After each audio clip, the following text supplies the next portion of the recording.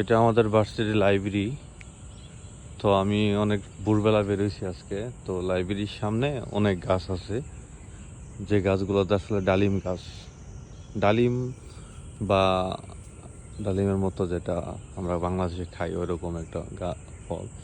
এটা পাকছে কিনা আমি জানি না। তো আসলে আমি আরও কিছুদিন ওয়েট করবো। সেদিন একদিন একটা পারছিলাম আর কি, সেটা আসলে পরিপক্ক হয় নাই আর কি। তো এখানে কিন্তু অনেক, এই যে অনেক অনেক গাছ, এই কি অবস্থা, প্রত্যেকটা গাছে ডালিম আছে আর কি। সেইখানে এই ছোট ছোট গাছ, তারপর ডালিম আছে।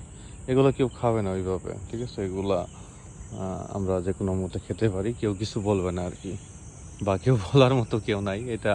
কারণ ভার্সিটির ভিতরে গাছ, এটা ছাত্ররাই খাবে আর কি ফলগুলা। আর কি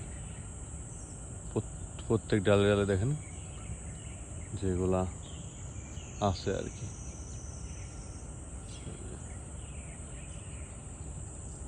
কিন্তু এগুলো কালার একটু অন্যরকম হয়ে গেছে।